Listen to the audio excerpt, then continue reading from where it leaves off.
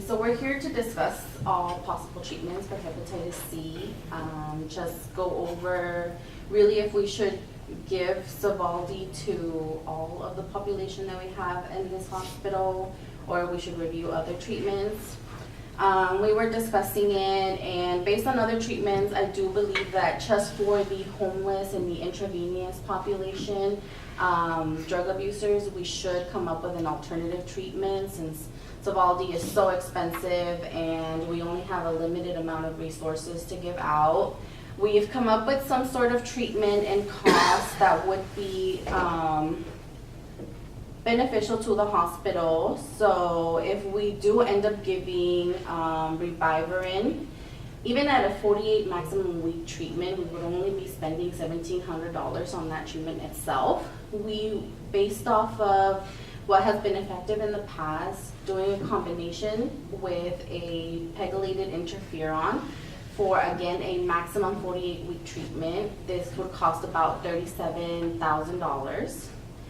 Because of this certain population, we also want to give them a chance to better themselves. We were thinking of adding a rehabilitation treatment that would cost about $14,000, just so that they can get up on their feet, and if there's any chance that they don't get treated with this combination, then we can discuss any other possibilities. I don't know what you guys think about that. I like your argument, but I think that Sovaldi might be a better route only because it's a lot more effective, and although it is only a 12-week course, nothing else comes along with that. It is a little more expensive, about $84,000, which will cost $1,000 a pill. It's just a little more effective than the route you're trying to go, and shorter. It's only 12 weeks long. Again, I really think that this is an excessive amount of money, and essentially that's what we're here to discuss. Does anybody have any other input? Who's going to pay for all of this? With different alterations like rehab, then they have a chance to, help themselves out first instead of spending so much money and them not doing anything. I'd like to talk about the value of a homeless life insofar as social utility. Homeless people have little to no social utility. They do not contribute to society. Most of them just stand on the side of the road and beg for money.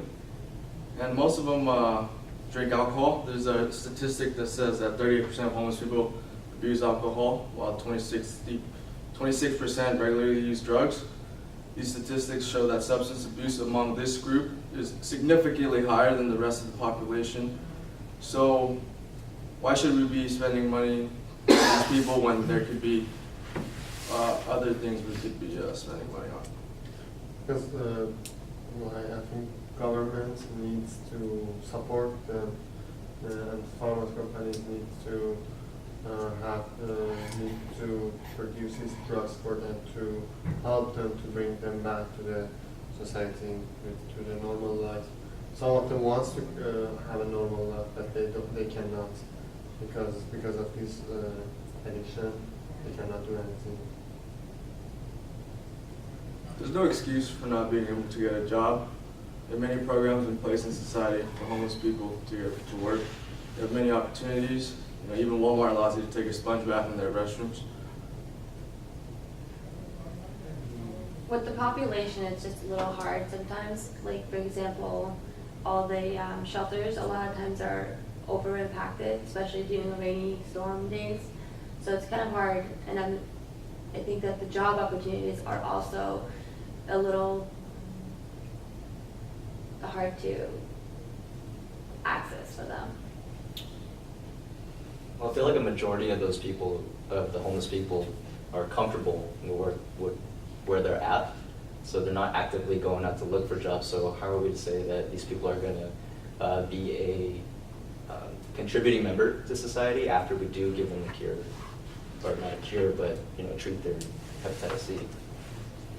By cure, by giving them the chance to cure, we help other sector of society because they might spread infection to other people like dentists, dental hygienists, or other healthy people are at risk for the getting an infection. Well, now that we're talking about reinfection, there is still a good amount of people that can get reinfected, and we don't know what the major population that they're getting infected in. So by sharing needles, then you're getting reinfected, and that could just make it spread even more. So what's the point? The likelihood of getting reinfected is really low. And the low likelihood of reinfection to potential sustained virological response, which can be very effective, leading to a small relapse of 1 to 2%. So potentially pointing toward 98% success rate. So we are thinking about the 98% success rate compared to 2% of relapse. So Well, that 2% can mean anything though. Like that 2% can basically, for reinfection, can occur. Is with that homeless people. 2% Is the it worth population it we're to talking spend about? so much money? I think a long-term investment by the county hospital leading to sustained support and lower reinfection rate. This is the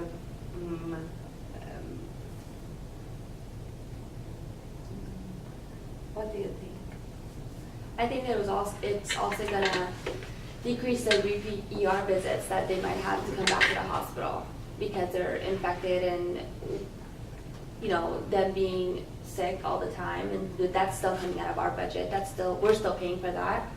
Yeah, but So- it's not as much as one pill. Yeah, but that could add up to that. So think about a homeless person coming into the hospital once a week. That could range anywhere from just $500 to thousands of dollars. But we're risking a homeless person versus a person that might be a child or a grandmother or an elderly person that might need it more. Which that child or grandmother can still get infected by this disease if it gets spread and if it's not controlled. So potentially you're spending a lot of money, but in the long run, you might see more effect. Well, going back to repeat ER visits, let's say we do, cure the symptoms of hepatitis C. There's other diseases out there that are going to bring them back to the hospital. There's other, chances of injury and things like that. So we're not necessarily, just by curing one part of the person, we're not necessarily going to prevent them from costing us money, costing taxpayers money, things like that. And you still have that 2% that might get reinfected. But we're more focused about them spreading the disease. So whether they're coming back to the hospital because they're overdosing, we're just talking about we're concerned about them spreading it to our families. For example, last year, the U.S. spent $17 billion on statins with the intent of preventing some number of heart attacks and strokes. And if you see that as something a just and a caring society ought to provide, both for the good of the patient and for public health reasons, then why would not moral consistency require the same for Sovaldi? Again, HCV is infectious. If HCV-infected individuals are untreated for more than 20 years, then they have the capacity to infect others through needle sharing and unprotected sex, and if they never go on, then even if they never go on to advance cirrhosis. It's understandable. Well, let's say we do go with this treatment where we're going to give Sovaldi to all the homeless people for free. Who's going to carry the burden of the cost? Is it the people's moral obligation to pay for all these people to? Then again, I feel like Yeah. you're only focusing on the cost. You're not focusing on trying to help people survive. And if they don't get treated, then they can get, worse diseases in the future, which can cost more money for them to get treated. There are newborn children and kids who are dying because they're not receiving enough medical attention. due to the lack of insurance coverage. I mean, they do not contribute much to society like homeless people, but the kids have potential to contribute. Homeless people have been given many chances. And like you said, this Hep C is infectious and transferable through needle sharing. So if you were to cure Hep C, there's also other diseases, Hep B, Hep A. You're not curing their drug problem. You're just minorly putting a bandage on a huge wound. Well, Hep A and Hep B has vaccinations, so that's a little bit more preventative than Hep C. There's no vaccinations available for Hep C. So you can't really compare to Hep A and Hep B. And back to your discussion about the babies, and I can't tell you how many children can get infected by Hep C because they don't really understand what a needle is. So that part of them being curious can get them into being infected by Hep C if this disease is not controlled. Well, instead of Hep A and Hep B, what if we talk about HIV? We're gonna What have. about HIV? Okay, so like he was saying, we're merely putting a bandage on a wound. So with the problem of needle sharing and other bloodborne diseases like that, instead of Hep A and Hep B, which have vaccinations for, why are we talking about HIV spreading? Why are we just focusing on one particular disease when there's other things out there that we can help with as well? Well, Sovaldi might be the most effective treatment. With all the information gathered, I believe that certain population should have some sort of alternative treatment that we can give them that's going to be more cost efficient. However, I do believe that your argument is coming through. So I think that at this time, with the information that we've gathered, we will hand it off to our respective coordinators, and they will come up with a conclusion to what the county hospital should do. Does everybody agree with that? Yes. Yes. Okay, thank you guys. Thank you. Thank you. So to summarize the discussion about whether or not Sovaldi should be administered to the homeless population surrounding the hospital, there were four main points of discussion. The first of which was the cost of the therapy. So it's a lot more effective, and it has a smaller relapse rate, and it's also a shorter course of treatment, so it's only 12 weeks. Even though it does have that many pros, the biggest con would be that it is a very, very, very costly treatment, specifically when it's catered towards this kind of population. The different amounts of money that could be saved by using an alternative therapy, which would be a combination of 3 different products, would be utilized to enroll them into rehab centers and rehab programs, and help them reinitiate themselves into community and become a more active part of it. And the second point would be the value of the patient we are trying to treat. So the rehabilitation of homeless people back into the society should not be something that Big Pharma frowns upon, but instead should assist it. Some of these people would like to have a normal life, but because of addiction issues, they do not have that chance. But by giving them this treatment and maybe having them into rehabilitation programs, they will be able to contribute to society. Also, pharmaceutical companies will still profit from Sovaldi, and the government will be able to subsidize everything without any harm to the American people. The counter argument to that would be that the kind of people we're trying to treat, even though some of them are actually forced into that kind of situation, the majority of which still choose on their own to go into drugs, and a big significant percent of them is either addicted to opioids, addicted to different kinds of drugs, are abusing alcohol. So it doesn't matter if we really treat them, they're still doing a lot of unhealthy stuff. The other thing would be that we could utilize that money in other factors. There's children who need that, and newborn babies who die every day because they don't have that much insurance, while these people who really have no social input are costing taxpayers between $30,000 to $50,000 a year. Which takes us to the third point of discussion, which is the likelihood of reinfection upon care. So by using Sovaldi, there's a very low likelihood of reinfection through potential sustained virologic response, which can be very effective, leading to a small relapse rate, like we mentioned before, potentially pointing towards upwards of 98% success rate. There's a chance for the virus to hide and become undetectable. But a long-term investment by the county hospital would lead to sustained support and lower infection rates. And also looking at it from a macroeconomic outlook, it's supporting Sovaldi would allow for changes in the homeless community around the hospital, and so you would have a lowered usage of the drugs and bad habits directly contributing to lowered reinfection rates. Well, even though that could be a pro for using the Sovaldi treatment, the fact is that these people will go back to using drugs again.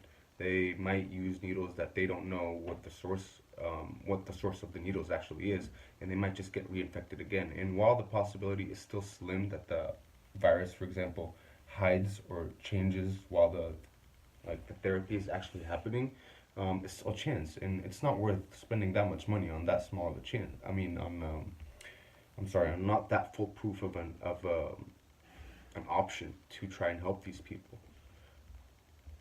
The fourth point of discussion was any and all relevant moral and ethical implications. So basically, last year the U.S. spent about 17 billion on statins, which with the intent of preventing some heart attacks and strokes. And no one argued whether we should wait to see who suffered a heart attack and survived before offering a therapeutic response. Also, 500,000 people die from complication of the disease every year. And so there are current protocols for HIV, which recommends initiation of triple therapy as soon as the infection is confirmed, as opposed to waiting several years. Yeah. Well, since 2016, there's been an increase in the transient calls. The number is just increasing, and it would be very, very, very costly, even more damaging than beneficial to the states, because it would be around $55 billion. So it's still not worth it. There's still a 70% chance of HCV-infected patients not developing liver cirrhosis or actually complications from this disease. So our team decided our conclusion would be that we wanted to give the homeless and drug abusers the alternative treatment to save hospital money. And then this also gives them a chance to go through the rehabilitation facility to better themselves. But if the treatment happens to fail, then you would resort to Sovaldi. So it's kind of a compromise. It would not be our first choice. However, if the initial treatment does fail, then we would resort to Sovaldi. Yeah, that's the better option. It saves the hospital a lot more money. It actually gives them a chance to reinstall themselves into community, even though they might not be successful at it. We wouldn't have wasted that much money on them. And we still have Sovaldi as a different choice if this doesn't work, to try and cure the population surrounding the hospital.